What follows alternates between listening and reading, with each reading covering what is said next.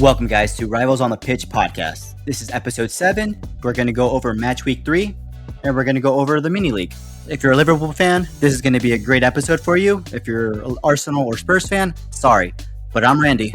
Now, Pat. And I'm up, dog. What's up, dog? I'm just tired of losing games. This is why it's going to be a good episode for me. All right, guys, let's get into it. All right, so let's start it off. First game, Saturday morning, 7:30 a.m. Eastern Time. Arsenal against Brighton. Man, I have a lot to say about this game, but I want to know what you guys think of this outscore. As much as I think Arsenal fans do cry about everything, and I remember logging on to the Rivals on the Pitch Instagram, and as soon as I opened it up, it was just flooded with just fans and pages of crying and blah blah blah.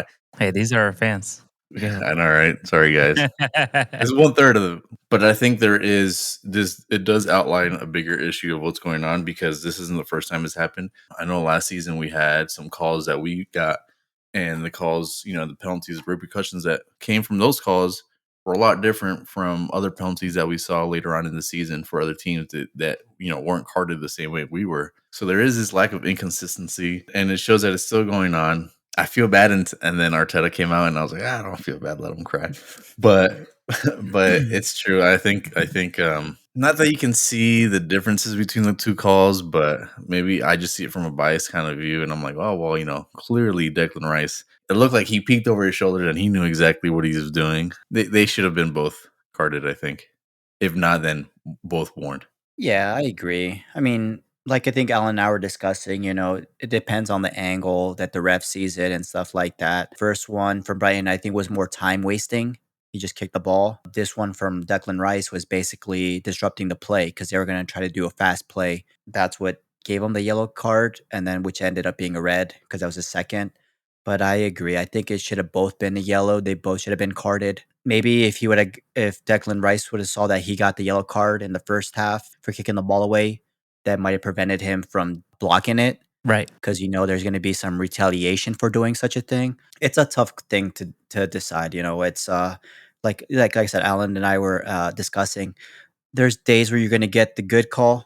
The calls are going to go on your side. And there's days where they're going to be against you. And, it just happens to be against you this time. I mean, you guys didn't lose the game, but it's hard to play with a man down. I mean, a draw seems it's good enough for a 10-person Arsenal, but it's just difficult for these calls. These are very inconsistent and stuff like that. But it does say a lot about Arsenal being able to not lose this. I personally think if the best time to be down 10 men, down to 10 men, is when you have the lead, because at that point you can pretty much park the bus and make sure you just defensive minded and you're playing at home too. It's a lot harder to score on a 10-man team, when they have the lead, because all they got to do is hold out. Brighton's a good team, so unfortunately, I think Arsenal did a good job there, but that just shows you as well that the caliber that Brighton is. They're going to put up fights. They're going to be a team that can cause trouble to the top 6. Yeah, they were down a man, Arsenal, but Brighton is a well-equipped team with this new manager. So I think it should be interesting to watch Brighton against the other top teams as well. Yeah, I mean, I don't know. I mean, I did watch the whole game, and it just hurts even more because we had a couple clear chances, like one-on-ones with the keepers that they were just able to keep out after we were a man down. Obviously, Brighton had their chances, but being a man up, you expect them to kind of pressure and go for the win. What I will say about the officiating is that the Brighton player kicked the ball away, and they were not carded, even though it was very, very clear. The ball was out on the sideline for a throw in, and he just punts it nowhere near the goalkeeper, just punts it into the crowd, like completely unnecessary. And what bothers me the most is that Bukayo Saka got a yellow card for this. I think he was running, he was offside, and he ends up taking a shot at the keeper anyway, which at the end of the day, you know what I mean? If let's say he had been onside and he takes a shot and the ball goes in and they review it and VAR's like, oh no, he actually was onside, they can call it back and give you a goal. So that's not that big of a deal. You take a shot when you were offside, when you thought you were onside. They're told to keep going. Exactly. Well, that's what I'm saying. He ended up getting a yellow card because the shot came way later after the whistle, which is like, whatever, I get it. But at the same time, like you think like, okay, well he just took the shot. Like he wasn't time wasting. He was just like sometimes you want to test it just to see. But he got the yellow card, and I was like, all right, well, he knows this is the way that the rule is when the play is stopped. If you do anything to get the ball away to basically prevent restart, it's a yellow card. And we did not see that in this game. And like you said, at that point, the referee's basically setting the stage for this to happen. Is the reason why this happened. I think you're right. I think had they carded in that first half, maybe Rice would have been a little more careful. But what bothers me most is if he had been carded and then Rice was got that second yellow card, red card, whatever. That's on him for making that mistake. I do think he's guilty, and he has to own up to that mistake. But at the same time, the Wolves player got nothing for it. You mean Brighton, right? Yeah, Yeah, Brighton. Brighton. Yeah. Yeah. I mean, I just think that the ball was rolling when it went to take the free kick, which would have been null. If anything happened out of that play, that would have been null because the ball has to be stopped. But you know how many times they do that? It's allowed. Certain things are allowed, even Well, though they're not no, supposed to. Like the it's like a throw-ins, like you're supposed to stop, and they take like 20 steps and throw it from there. So certain things are allowed, but If you watch the replay, he clearly looked over his shoulder and was like, "Oh, there's the ball," and he stopped that play from progressing. yeah, I get it. Like I said, but it's just the inconsistency of the refereeing because if he saw that play earlier where the Brighton player did not get carded for deliberate time wasting, and that goes. I get it. If it's early in the match, like yeah, maybe you're not trying to wind down the clock when you're 20 minutes in, but Right. at the same time, you're kind of slowing down the pace of the game, and there's different ways to do that. You can do technical fouls, which you will be. Booked Um, for. yeah, you will be booked for. So there's ways to do that. That's what you want to do. You know what I mean? You can throw it you can kick a ball, punt it, whatever you want to do. But if it's out of play, that's time wasting. So had he done recarded the player in the first half, the Brighton player, and then carded both Rice and the player that kicked Rice, because he did it. I also kicked Rice deliberately. That was intentional to make a point. You know what I mean? Like I say, I'm not justifying Rice's actions, but I mean, come on, like that was just a mess. And I think at that point, the ref should have just given him a talk, not to make such a big deal out of this situation. But he did. He wanted to be the star of the game. I'm gonna agree with you on that one for one simple reason. Do you want to know now? Yeah. When we beat you guys in the North London Derby, right? I knew this It's was gonna coming. I be knew this was coming. well, we don't have Declan Rice, right? So then it's gonna be like, wow, like so I wish you guys would go out there with your best 11 so that there wouldn't be any excuses. So Yeah, I agree. I wanted to because I watched the Tottenham game, and I also don't want you guys to come with anybody hurt. I saw that Solanke did not start. I'm assuming he did not. I didn't see him coming on. So I'm no, he hoping didn't. he's there. I'm hoping he's he's there got time next. to get better. He does have time. It's a shame too because our new signing, Mikel Marino, which plays that same position as Rice, also got injured in training, Ooh, that's so he'll big. be out for a few weeks. That's right. So we have no one. It might be Kai Havertz playing that. You see the excuses already. The excuses. It's not excuses. I We'll didn't know make we had Arteta on the podcast. fucking Sanders. So yeah, man, it's gonna be a tough loss, but no excuses. We'll have to go. We'll do with what we got. It's just it's bad timing, and obviously Rice. Like I said, I'm not justifying his actions. He's guilty. The consistency might have changed the outcome of everything, and I think that the ref could have handled it a lot better. But the inconsistency, that's just bad refereeing. Period. But we don't know what they were discussing in the halftime. They're probably discussing among themselves as the referees, Right. saying, Hey, that should have been a yellow. maybe you got to control the game a little better. Things are getting out of control. We don't know what's going on in their discussion. So You don't card that player and you immediately lose control because then the players think, oh, or I can get away with anything. And then that situation that happened between Rice and the Brighton player, that's already lost control. You know what I mean? That's when it's out of control. What I wouldn't mind seeing is okay, I get it. Game to game, you want to be as consistent as you can, right? Right. If Arsenal, Brighton are playing, you want the same officiating to be the same outcomes when Ipswich and Fulham are playing, when Leicester and Aston Villa. But of course, you have different referees, right? They have different mindsets, interpretations of the law, of the rules. But when that whistle blows and you set a tone, you have to maintain that for the 90 plus minutes, So Right. you shouldn't Yeah. be seeing an inconsistency between the first half and the second half within the same match. In a Yeah. perfect A hundred world, percent. it would be all the matches Sunday, Saturday, Sunday, Monday, Friday, doesn't matter.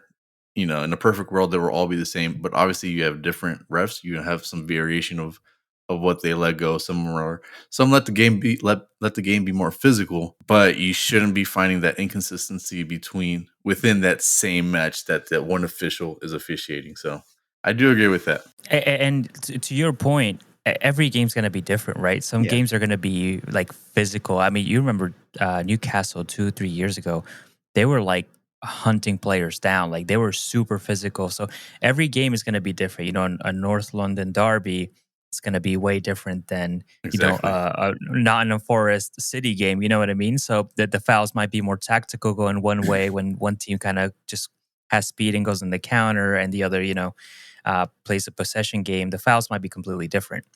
When you play a game like today, like Liverpool, Manchester United, there's a little bit more history. There might be a little more friction. So every game has to be refereed differently, in my opinion. But at the same time, you have to be consistent within those 90 minutes to both teams. You know what I mean? If you're going to give some flexibility to one team, you got to keep that in mind for the other. If you're going to be harsh, start handing out yellows right away, then you got to keep that on the whole game. But yeah, I mean, especially like that Spurs Newcastle game today, I expected there to be fire, and the yellow cards were flying because the game was super back and forth. So, and I think that the ref was a little more consistent in that game as far as yellow cards. I mean, any foul was basically yellow, but that game kind of was calling for that because it was so back and forth. But, I mean, you gotta blame it on Declan Rice too. He just got a yellow card before the half ends, and then to do something stupid, I would be, like, walking on eggshells. I do, yeah. Again, he did a stupid mistake, and that stupid mistake cost him. Like, come on, you just got one in the 42nd minute before the half ends, and then you go and do something stupid like that. Yeah, I mean, I do think he should be held accountable. That was an intentional slowing down of the game. You know what I mean? He did peek backwards. I don't think he meant to basically get kicked because if he hadn't, I think the situation would have gone unnoticed. You know what I mean? The player could have like shoved him and just been like, "Get out of the way," and then referee would have asked him to move, and then that probably would have been it. You know what I mean? But the player kicked him, and it caused this whole commotion. So he's like, Yeah. "Okay, well, like you're slowing down the game. I have to do something." You know what I mean? But because of the inconsistency, I wasn't expecting them to go harsh only on the player that got kicked deliberately or deliberately stopping play. There was two, I think. Two irresponsible actions there. But yeah, Rice is definitely guilty of that. I think he lost his head, man. But you got to keep that in mind. Who's your next opponent. You had the international break, great time to rest and get your head back in before a big game, and that's all on him, man. He cost us, especially because we have no backup for him now with Marino being out. And if we lose, that's going to be the reason why. Not because of Spurs. So. Okay. Someone's got to score. But yeah, no, I'm still happy with the draw. Still undefeated. First goal conceded. Brighton, they took advantage. We lost Rice at the 49th minute, and those 10 minutes after 10-15 are so crucial. And we just didn't get organized after the loss to that 11th player. So they took advantage. Good on them. We had a couple chances, but the players were gassed, man. So learning moment. Yeah, when you lose a player, especially that early in the game, it makes the game so long. You feel like you're watching it for 2 hours. Like, Yeah, yeah. All right, so another game. Brentford get their win over Southampton, who have yet to get any points this season. Ivan Tony was in the stands watching his team go up 3-1. I'm surprised that nobody I know he said he wanted to go. I think he was part of the problem on why he didn't land anywhere else on the Premier on the team on the Premier League, because his quotes of, if I go, it's to Madrid or Real Madrid. And he probably turned down a few offers, and then nothing came in, and then all he had to do was search for the highest bidder, and I think that's how he ended up in Saudi. They didn't even offer that much, but I think they wanted more if it was going to be somewhere in the Premier League. And at the end of the day, that's what they ended up with. So they had no other option but to grab it. I mean, I'm glad he didn't go to someone, or one of our rivals, Arsenal. We're looking for a striker, Chelsea, God forbid, Man City. even though I don't think they would take him. But it's weird. I don't know. I guess I'm glad he went, because if it wasn't for us, or if it wasn't coming to us, I didn't want to see him on a better team than Brentford, anyways, because that would have been a little scary. It just sucks to see his talent kind of go to waste.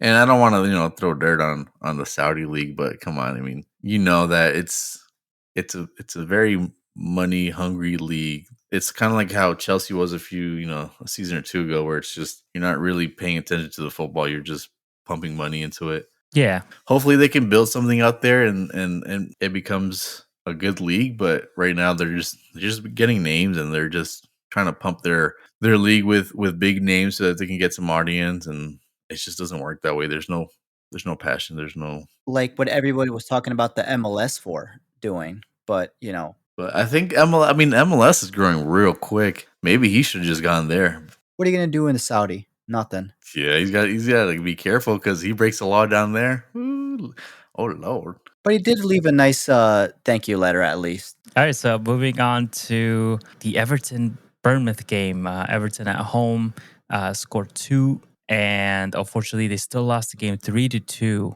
But what a disaster, man! I mean, both goals came right after the first half, and then basically almost all 3 Bournemouth goals came right at the death. One at the 87th minute, the 90+2, and the 90+6.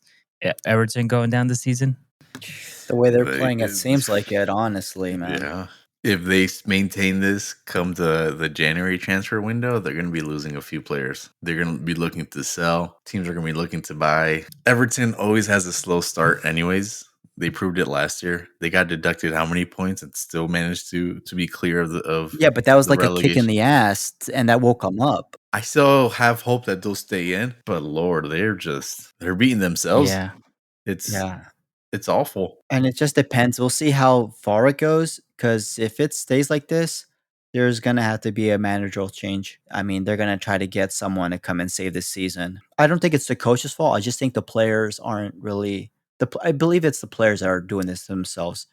There's only so much the coach can do. Right. But at the end of the day, the players are the ones that are on the field. They're the ones who do the mistakes. They're the ones who end up losing it.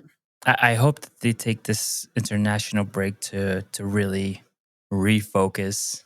Transfer window's closed. They can't really do much. I don't think any specific player would fix what's going on there, but I just hope that they take this time to really do. They might just have to start parking the bus every single game that they play if they want to stay up, because obviously whatever they're doing now is not working. There was a handful of opportunities that Everton did have that they didn't capitalize on.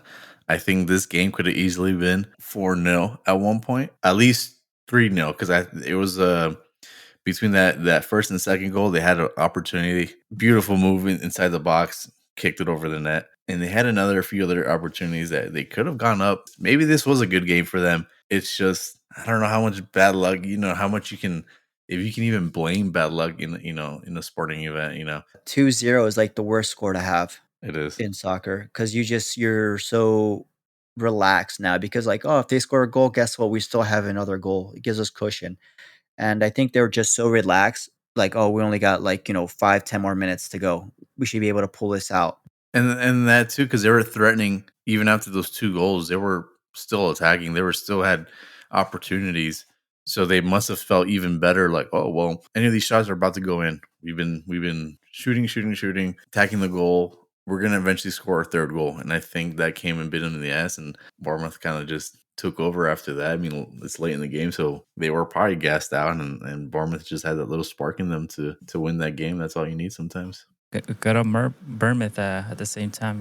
They did what they 2-0 down at the 87th minute, and they still ended up with the win. Good for them. Yeah, they fought to the end, and that's what they got the win. I think they only fought at the end, it seems like. Right. Ariola's got them going pretty good. All right, so moving on to the next game. Ipswich Town 1-1 to Fulham. Scored 50 minutes in, and then Adama Traore speeds his way through to score the 1-1. Ends 1-1 all at the end.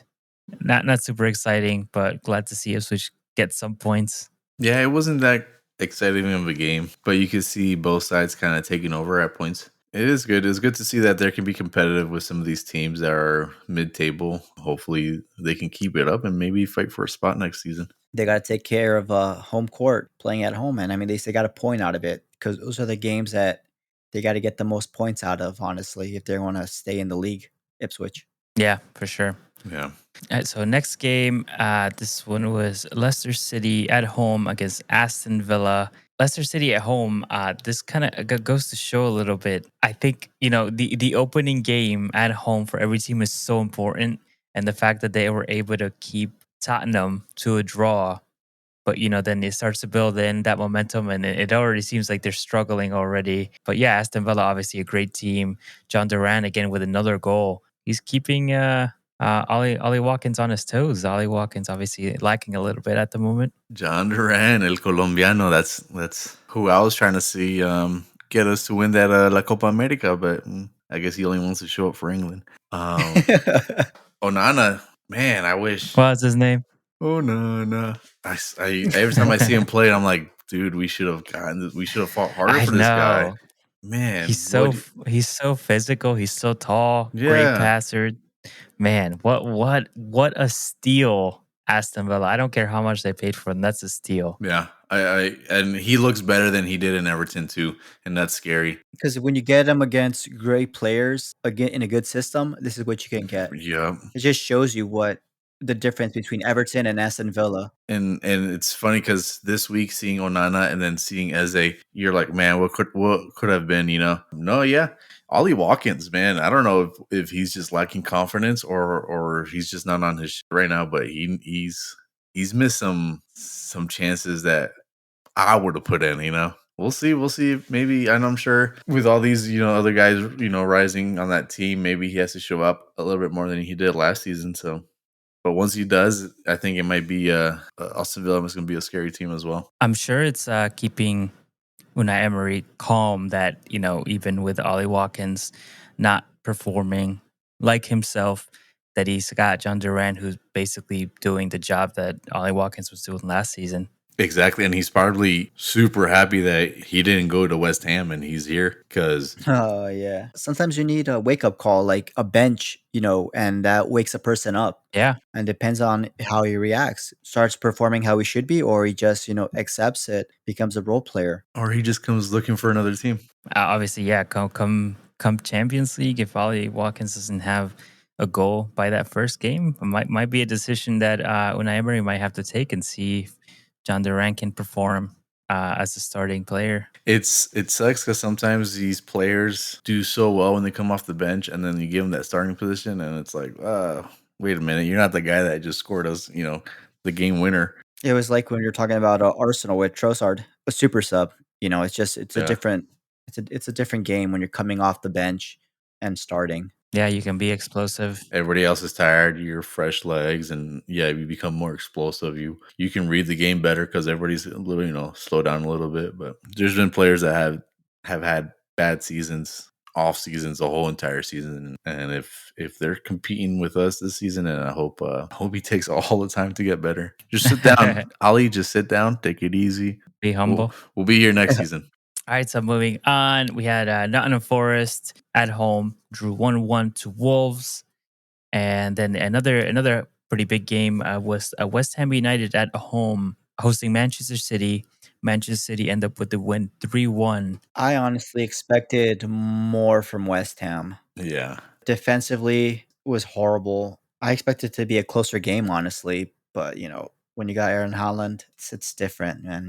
They have so many weapons on that team. It's too difficult for West Ham to close the spaces and mark their man. It was just I think a bad day for West Ham. Yeah, I mean, I thought that they played well, and they had a couple chances that they just couldn't put away as I expected. I mean, they're just so good on the counter, but they just could not put them away. Erling Haaland opening the count 10 minutes in, and then own goal by Ruben Diaz. And after that, it was all City basically. They did what they usually do, and that's the thing that like frustrates me so much. Watching difference between Arsenal play their game against Brighton this weekend, and then watching Man City play their game against West Ham this weekend, you can see that Brighton and West Ham are pretty comparable sides, right? Like they're both decent teams this season. They're showing that they have good teams that they can play. They can keep up with the league. There was a couple games last season where Man City went down to 10 men. I don't think there's any other team in the league aside from Man City where if they go down a man, it's like they don't stop doing what they do. They don't lose. They don't give up possession. They don't sit back and defend. They do whatever they were doing even before losing a man down. And that's the thing. It just goes to show like the quality that they have and then the depth that they have. I mean, clearly they can make changes and they just don't lack anywhere, man. It's so hard to see them be so good this early in the season. It just looks like there's no fault to their game. It's hard to watch because you're watching them steamroll. It's that snowball effect. They're just gaining more and more confidence. Like, okay, we're back. We're still who we are. They're building that confidence. Their bench players can easily be starting players on any other team. Oh, not Yeah. any other team, but for the majority of the teams here in the league, you want them to just like, dude, hit a patch, hit something. We're sitting here waiting for these, 115 charges and see what's coming out of it because it's almost unfair. I mean, they lost Alvarez this season, which was he was backup striker to Holland. I think it was a great job by Pep Guardiola to even include him in the side to be able to play them together and to be able to switch them off where no one was basically feeling like they weren't getting absolutely any playing time. Obviously, Alvarez did leave to get more time because I think he wants to be that starting player, and he's not gonna get. He knew that he wasn't gonna get that at City. Man, they lost their second striker, which I think would have been an upgrade to any team in the league. You know what I mean? Yeah. I think That it would have second been an striker's a upgrade. starter on another team. Yeah, he would start at Arsenal. I think he would start at Tottenham. Probably start at Liverpool. He would at 100% start at Manchester United. He would start at Chelsea over Jackson. And they just let him go. Got all this money for it, which it seems unfair, but that's their profit. And even without him, Haaland 3 games in, he's got 2 hat tricks. He's got 7 goals. Yeah. He's got as many goals as Liverpool do, who are top of the league right now. And the thing is, if you take Aaron Haaland out of the equation, what do you get? You just got to hope that he stays healthy the whole time. I mean, Doku's pretty good, but your main source of goals is Haaland. I don't want to discredit what he does because some of them goals are actually very, you see his talent, right? Yeah. But some of these are just, I don't want to call them tap ins. I don't want to disrespect him because he's gonna be a Hall of Famer. I don't know if they have they have Hall of Fame right in the Premier League, but They do. if he was in the NFL, his number would have been retired. Like he's putting up numbers that are ridiculous. He's like Gronkowski, right? He's just like that's what he basically. But then you look at it and you're like, wow, some of these goals. I mean, if any one of us were sitting there, we'd probably tap it in too. And it just goes to show the system, Guardiola, his tactics and you see all his predecessors, guys who worked with him, you see them becoming successful coaches, and it's you do have to give him credit though because you have to be at the right place and then you have to put it in because he's had some misses where you're like, how did he miss that? And I think it just goes to show the quality that he has to basically put away as many as he does. I mean, look at his biggest basically opponent as far as striking ability last season was Ollie Watkins. 0 goals this season. And it just goes to show it's a long season. He'll probably bag quite a few goals. I would say at least 10 Ollie Watkins. But, goes to show such a big gap between them both. Yeah. He runs though. You see him sprint all the time. He's not just there tapping in. He does do what he needs to do to help the team out. He's running, he steals the ball and plays it back. Like you said, he's in the right spot, but that's all because he has chemistry with them. He knows the players he plays with, so he knows what to expect, where to be, where the pass is going to be. Yeah. Like I said, I'm not trying to take anything away from him. I just think Pep has that team. Just every part of that team is working perfectly fine. It's a fine-tuned machine. Yeah. And he's just there steamrolling over people, being where he needs to be, knowing where he has to be. It's kind of like in the NFL, the quarterbacks have a pitch. They draw back and they know exactly where their receivers are going to be as soon as they draw back. And same thing with this team. It's not fair. It's not fair. Where the hell's this lawyer? I need a lawyer to. I'm still waiting for my degree in the mail. I'm hopping on this team. All right, so moving on from me miserable, we could take a moment to just laugh a little bit. Chelsea coming off of that absolute demolition job at Wolves, and now they're at home hosting Crystal Palace, and the game ends 1-1. Yeah, this is after what they did with the Wolves, you expected them to come out and have the same showing, but they did have a lot of chances. I think the man of the match should have been the Crystal Palace goalkeeper because Yeah, he saved Henderson. their ass. Yeah. Yeah, last minute save. I think it was almost like uh, uh maybe one on one where he had a defender on him, but he basically had a good shot, and the goalkeeper was able to save it with his arm. Yeah, he came in clutch, or else it could have been 2-1. But I agree. I think the goalkeeper should have been man of the match. Plenty of times he just beautiful saves. It was I think he won this game. Well, they didn't win the game, but he's the reason why this was a 1-1 showing, and they were able to get their first points of the season. And not to discredit, but that goal by Eze, I believe Oh his my name is, god, yeah. was a beauty of a goal. You It believe Oh that? yeah, was banger, Can't say it. You banger. believe his name is Eze, and he will be with us January transfer window. He needs to come to us because God, No, no, we'll but save him. that We'll was a save him. beautiful goal. just the You poise know, he had. Yeah, he just got the ball outside the box, yeah, and he just had the time to just relax, put it right where he needed to be, right out of the the Sanchez's reach of the goalkeeper, reach. yeah. Yeah, it was. Oh man, it was such a nice goal. 20-yard strike. Yeah. Yeah, it was beautiful, man. And I was just like, I maybe that's the wake up call that Crystal Palace needs against Chelsea, who just came off that 7-2 goal win over the Wolves. I'm expecting Chelsea to steamroll them, honestly, especially being home with all that momentum, and then just to come out with the draw against Crystal Palace, who isn't having the best start right now. That's a win for Crystal Palace right there. Yep, it's good to get a point away, especially for Crystal Palace at Chelsea, or basically question mark right now. You don't know which Chelsea you're gonna get. Good description of them. They're a question mark. You don't know which Chelsea you're going to get. Yeah, they had a few opportunities though. I think if Henderson wasn't where as good as he was, Could have been different. it would have been a way different game. And I think we would have been here like, oh yeah, they're for real because they just did it 2 games in a row. But no, that's you can credit a lot to the goalkeeper, but then you can also put the blame on the Chelsea players for not finishing. Yeah. All right, Man United, right? No, no, you're not getting away from this one. I Let's had to just talk suffer. about I had to United. suffer. Newcastle United, right?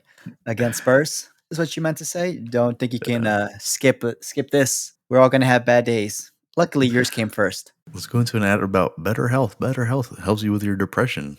For any Spurs fans out there, Man, what a start to the game, man. That was exciting. I was watching it and I was entertained. It was entertaining. I didn't even care how early in the morning this was. Like, we got up and man, it was so back and forth. Man, it was just a fun game to watch. I'm sorry for your loss, but man, I enjoyed this for multiple reasons. the first half was definitely a lot of back and forth. I don't even know where to start. Just say your name and say why you're here. I'm Alan, and I'm a Spurs fan. What's up, Doug? What's wrong, dog? This whole game, it's frustrating because it seems like it was just a pattern this match week where teams weren't able to capitalize. Not that we dominated the whole game. The second half, I think we came out and we were the better team. I think we were a better team the whole second half. But come that first half, it was definitely a very physical game. I think defensively, good showings from both sides. What Newcastle were able to do that we weren't able to do is capitalize on the chances they had. They it's kind of with like Leicester. Leicester had one opportunity and they took it and they made the best of it and they ended up tying the game. Newcastle, they had more than that, but they were able to capitalize, especially that second goal. That second goal was just that midfield. I don't know who it was able to get Murphy. He just split our defenders right in half, and Murphy was able to link up with Isaac. It's frustrating seeing that goal go in because for the last 50, 60, 65 minutes, we were just dominating, shots not going in, shots hitting the crossbar. Crosses weren't reaching anyone. They were just going straight across, going out of bounds. And it's so frustrating. But you're like, you know what? The next one, keep going, keep at it, keep at it, keep at it. we're gonna score one, we're gonna score one, and we just never did. Even the goal that we got was an own goal. Brennan Johnson, Yeah. he got the deflection off the goalkeeper. He shot it in, but the goalkeeper was able to get a bit of a glove on it, and it kind of changed the trajectory of that ball, and it would have gone out of bounds. But then Dan Burns Yeah. he kicked it in like he played for us. I was like, oh yeah, hell yeah. But I think he's trying to kick it upwards. Yeah, Like, because you never know who's behind you, so I think he's just right. thinking, just try to clear it somehow. right, Yeah, he kicked that with curiosity. Yeah. but we didn't even score our own goal. So what you're saying is you're missing Dominic Solanke. You think he would have been a difference maker Yes, if he I would have been think playing? if Solanke was here, I think this might have been a different game. He would have been where all those opportunities were laid to waste. I think he would have capitalized on those. I'm surprised. It's frustrating. I keep saying frustrating, but it's been a rough day. I don't believe he was injured at all last season, and he comes to us, and now he misses 2 games off the rip. So it is frustrating that we spend all that money, and it's just bad luck with his injury. I think he was almost 100%, but they just wanted to play it safe. I mean, that's smart. But I think it's smart to make sure that he's 100% fit because you did dominate most of the game. You yeah, would have thought that you could have won this game. Newcastle are just dangerous. even with Richie in the middle, I think this is a fantastic game from Newcastle. At the same time, I'm like, you're at home. You shouldn't be struggling this much. You know what I mean? But they won, so it's hard to say anything negative yeah. about their win. Obviously, the goal was just somewhat of an unlucky deflection. I think he probably thought it was going in regardless. Otherwise, he wouldn't have touched it. But yeah, like Randy said, you don't know who's behind you. You try to just get it where no one is, which is above you, and he ends up going in the back of the net. It was way too close. Hard to say anything negative about their play, but I mean, it's so physical, it's so fast and chaotic that they find themselves in these positions where they kind of ruin your back line a little bit. And I know Tottenham's a organized team, and I'm afraid because Arsenal's very disciplined and organized at the back. We have our way of keeping things neat when we push up high, but they just have a way of kind of throwing you off. Even with our press, I thought we were able to kind of break down their back line, and we were able to have I don't know, countless opportunities with that high press where we were able to regain possession in our final in their final third and or their final third and whatever. But like it's just a wasteful game. I think our wingers weren't the best. They were making the ball through balls, crossing them in, but it showed that what we need. And like I said, seeing Eze the way how he performed today, like I could feel like it's something we need. James Madison. I know early last year he had a good showing early last year, and then he kind of had a little, not a little, he had a bit of a drop off, and you could tell that unfortunately he might not be the answer. I like his creativeness, I like how he plays, and I wish he gets back to that form because that's exactly what we need and what we needed this game. Son, it's sad to say that he's kind of on that decline too, but we'll see. It's not the worst game. The scoreline doesn't justify what the game was. I don't want to say we didn't deserve to lose because like I said, they capitalized on all their opportunities, and we did it. But it's a hard one to see us not even draw after all that effort we put in. But it should be a good kick in the ass to be like, hey, you're going into your international break. Get your shit together. You have the North London Derby coming up. We can't be playing like this. We've only had one good game, and against Everton, who just got beat 3-2 Yeah. at the last minute. So we really need to get our heads together, figure out what's going on. There's some highlights. Dragusin, the way he played, I think was a really good showing for him. Yeah. That he could fill that spot if one of our defenders are injured. Oderbear, he didn't have the greatest game, but for a young kid, it's good to see him out there. That's And then experience. Johnson, yeah, and then Johnson being that he's always best off the bench. Whenever he starts, he has a slow start, but Johnson could be that game changer. And I was kind of frustrated because it seems like some of his teammates don't trust him. There was a few times where Johnson was open on the right side, easily could have Yeah, just passed him I the saw ball, that. and it's like, man, it's like they don't have trust in him, and that's frustrating because you shouldn't be able to to notice that when you're watching the game, where it's like, man, I rather you have these players that rather just take 1v1s rather than pass off the ball and be not be so selfish with it, But we'll see. Yeah. There's a lot to work towards. Quick question. Winter transfer window opens up. You could get one of the two. Are you taking Isaac or Eze? Ooh, Isaac is so good. Eze. If we haven't had signed Solanke, I would say Isaac for sure. I think Isaac and Madison would have been a perfect a duo, but I think I Eze agree. and I think Eze just man, he's like I said, we have Solanke in that. Yeah, if you guys didn't get Solanke, you would have probably gone for Isaac, but you already have a striker, so there's no need to get another one, especially with Mhm. all the money spent on him. I think Eze Yeah. would have probably been the best choice. I would take Isaac, obviously for different, well, almost the same reasons, but the opposite. Yeah. We just got in Sterling and to create a little bit more depth on that Saka creative right hand side. So we would really just need more of that striker kind of position. So I would go with Isaac just for our needs. But I mean, clearly, I think all of us would take either player. If we could both, but Yeah. I think I remember you asked me about Austin Villa and the Duran jersey if I would buy one, and I was like, oh, maybe. It was the argument whether they're our rivals.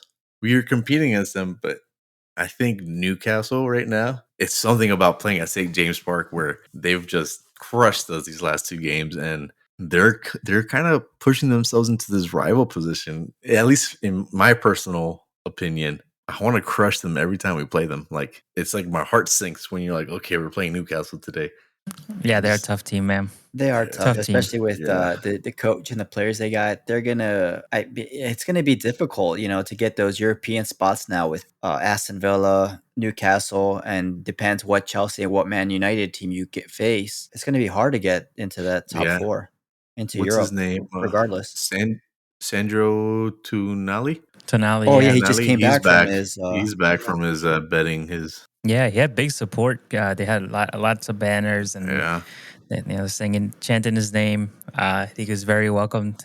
I thought he was still gone. No, it was like 6 months or something like that. Yeah, I think it was Wasn't like it? a six I was like, months. I It thought it was was it was a, 10. it was a long time, honestly. But Yeah, I mean, we'll see how Newcastle play with him, because they yeah. played the whole last season without him. He looked decent. I think he's gonna add a little bit more bite and experience to that team. Maybe a little more organization because they were kind of all over the place, which is oddly enough that's one of their strengths. But we'll see how they fare. We got that next game, our home game against them. We got to take it back to them. So I don't think we're gonna lose the game for the rest of the season just because of this. But we'll see. Yeah. Well, no, you can't say that because you play Arsenal next. So maybe after Exactly. that. Exactly. We're not gonna lose any more games. And then watch you lose to Everton instead. We're gonna lose to Ipswich. Yeah. All right. So last game. This was today, Sunday, September 1st. Manchester United at home hosting Liverpool. Liverpool coming out on top, 3-0 win. Basically, probably one of the easiest games Liverpool is going to win. I watched this game. I think Manchester United had about 5 decent minutes at the beginning, and after that, it was all Liverpool. How many times is Casemiro going to get retired? Like he's getting retired every other game.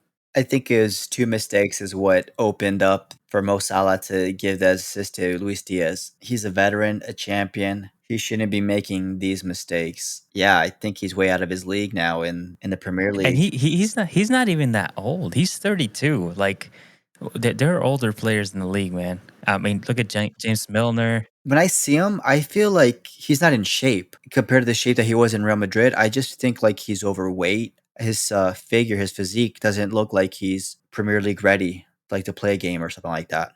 I also think it's the physicality of the league that probably took. Absolutely. I think he underestimated what it would be like, especially in the team that you're playing, because a lot of people are coming for him now, saying how many Champions League he's got, how many La Ligas he's won, but that's been a combined effort through all of the fantastic players that Real Madrid have. Now, I do think he's a great player. very very skillful, very knowledgeable. But now you're coming to a side that's like Very really really demure. struggling. Yeah, And you don't even know who yeah. your starting 11 is. When you're in Real Madrid, you knew who you're playing with day in and day out. That's the thing. Manchester United, as much time as they have had under Erik ten Hag, they have no identity. Absolutely no. The only thing that you can pinpoint is some of the players that have kind of had standout performances here and there. You know, Garnacho, Fernandes, but there's nothing. There's no style. Like you look at the way Arsenal play, the way Manchester City play, the way Tottenham play right now, the way Liverpool play. Even then, like the contrast between Klopp and Arne Slot is so different. You can tell what that is, but you watch Manchester United and you just see what they lack every time, but nothing that they're good at that they try to do every single game. It's just a struggle every time.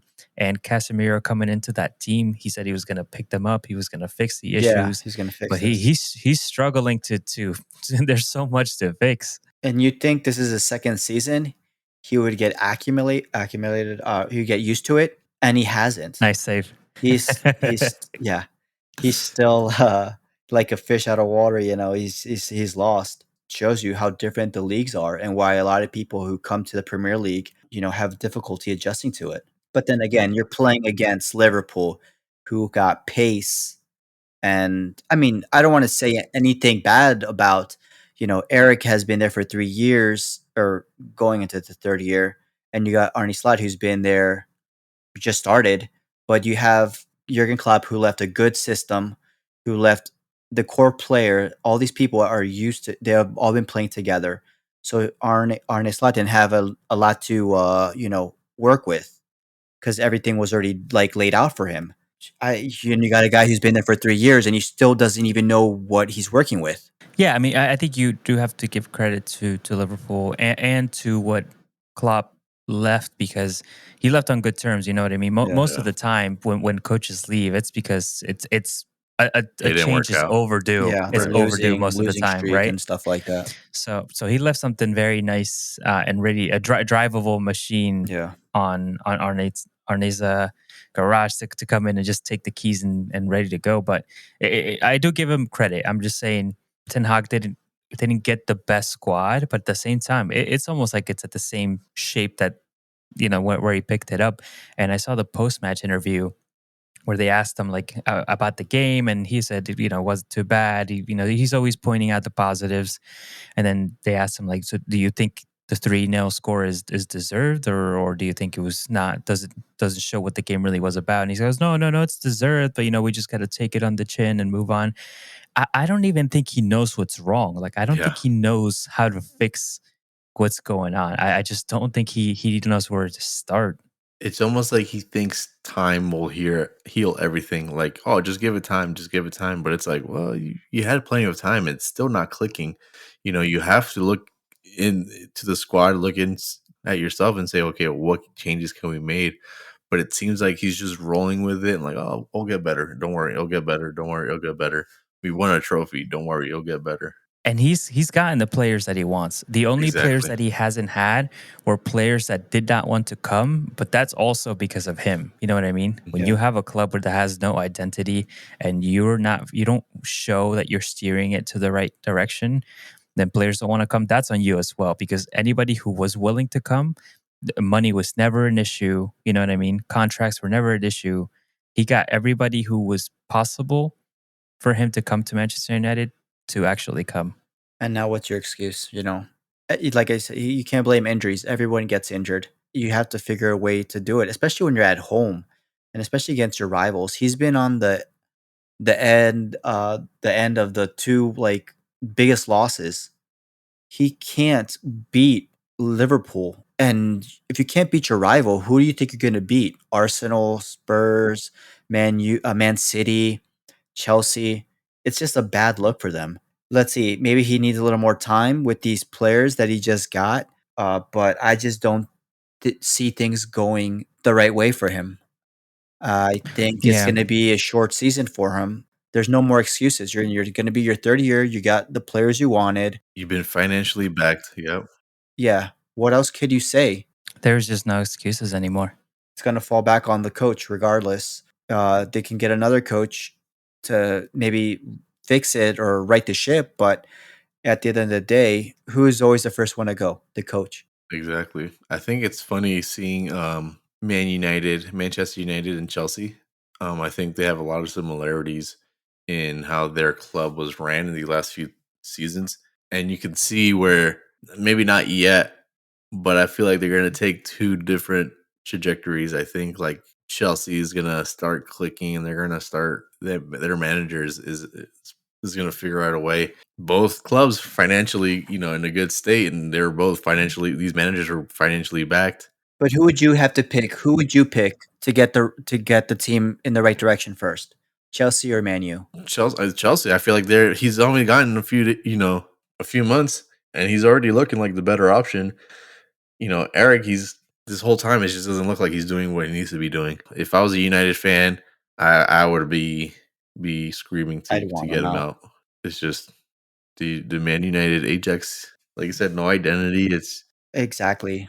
And then you want to preach that you got the most trophies behind Manchester City. Like that doesn't. It's like me and Randy were talking about this. Trophies, they do count. Silverware does kind of equate to like success and how much a club is doing, but you can't turn around and say we have trophies, we have silverware, we're in great shape when you're clearly not. You're in like eighth position in the league. Yeah, there's certain teams that rather take their silverless, trophyless seasons rather than go through what they're going through. Spurs.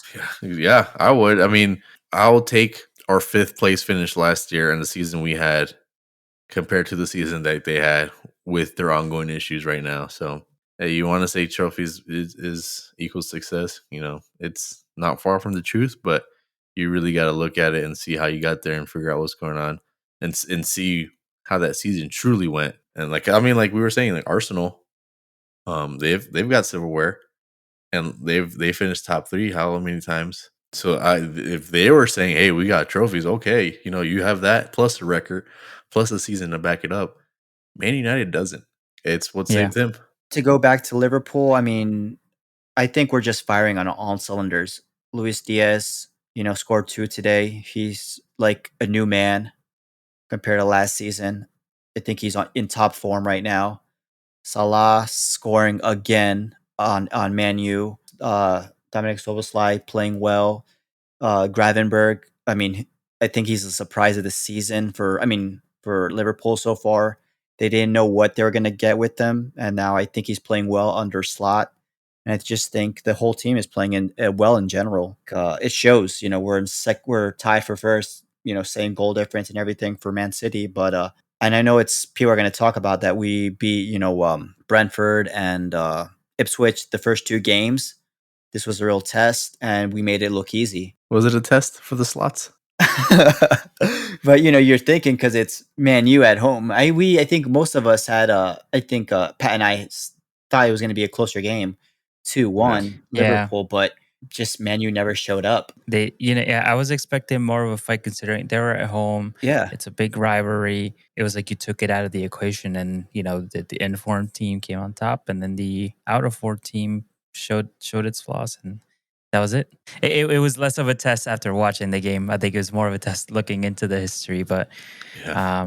but seeing that yeah, first goal that was disallowed, I was already going to think like this is going to be like a 3-0 game.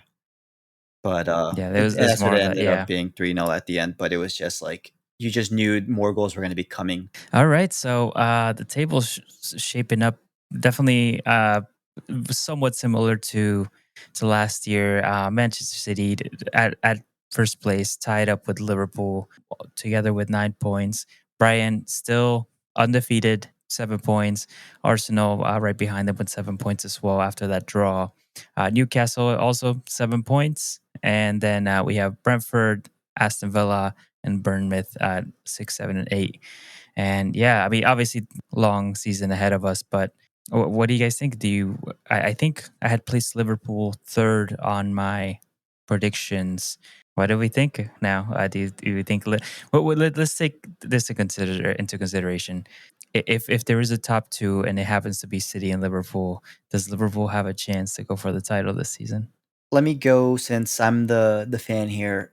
I'm actually caught by surprise by how well Liverpool are playing. I thought there was going to be an adjustment period, but I think they just grasped into Slot's philosophy and his way of playing. I had him a third. We can actually challenge for the title this season. I did have Arsenal in second and Man City in first, but I actually think it might be between the three teams now: City, Arsenal, and Liverpool. I think we're in the talk for the title race. Honestly, You forgot to mention Spurs. Just real quick. Spurs. I see them at 10. I had to look down the table. Oh, they're in 10. There they Oh are. man, that's a Sorry. hard. That's a big drop for I'm sorry. this supposedly second team. Brentford, Bournemouth, they're above them. Well, You did mention Ipswich and Brentford. Brentford only beat Crystal and Southampton. yes, but Ipswich did score against Man City in Man City. We're still have not conceded a goal. We still are playing well, and not to take anything against Brentford and Ipswich, we were supposed to win. But we're just playing well. The team, our forwards are playing well. Yeah. Salah's playing well. We still got Allison. Luis Diaz is on fire. Our midfield is, I think they got their identity. That we know our starting three. We're in a better position now with the philosophy of Slot, who is a little more controlling. Because I remember with Jurgen, we used to get a hit a lot on the counterattack, and we used to concede goals that way. I just think we're playing a more safer way, which prevents us from having these mistakes and like counterattack goals scored on us. But I'm actually liking the system that we have. We should be challenging for the title now. I mean, I know it's early, but seeing these three games, my expectations are a little more higher now than what I thought when we first started. Well, no, I think they were going to pick up similarly to what they did last season. They've been very well, but at the same time, we are 3 games in. Obviously, Manchester City has been probably their biggest opponent on paper, and obviously they're incredibly out of form. So I'm happy for you. I mean, and we'll see what happens with the Champions League because those games do affect the league as well. Yeah. Playing during the mid of the week, injuries and stuff like that. So it's still early. A lot of things can happen, but so far I'm liking what I'm seeing. All right, so let's look at our mini league. Obviously, a lot of mispredictions this time around. We were going into the weekend with me in first place with 6 points, Alan and Randy sharing the second spot with 2 points. Alan's predictions were that Tottenham would come out on top over Newcastle 3-1. Ha! So he will get no points for that, unfortunately for you, buddy. And then you predicted a 2-2 draw between Manchester United and Liverpool. So you will stay at 2 points until we come back from the international break. For my predictions, I predicted a 3-1-0 over Brighton. Obviously ended up in a draw, so I get 0 points for that. And then I predicted a 2-1 Liverpool win over Manchester United. So I'll get a point just for guessing the winner, not the score, however. And then Randy's prediction, it was the highlight game. So he predicted a 2-1 win to Liverpool. Did not get the score, but he got the winner, which was Liverpool. And his points are double, so he will get 2. So with this, looking at the table, I'm going to have 7 points sitting at first. Randy's going to take second place with 4 points. And Alan is sitting dead last with 2 points. Don't call it a comeback when I win. We'll see. We'll see. So with that, I think we are at the end of the episode. Thank you so much, everyone, for listening. We are officially at time. So we do have an international break coming up. So we will hold our predictions for the next match week until our next episode. We also have a fun-filled transfer window deadline section that we're gonna discuss everybody's transfer window, and we're gonna rate them from 1 to 10, see who did best, who covered their bases, and looking forward to we come back. It's gonna feel like a long week, but I'm looking forward to it. Thanks for listening. Don't forget to follow us on Instagram, Rivals on the Pitch. Leave us a few comments, and hope to see you back listening to our podcast again soon. Bye. Bye. Yeah.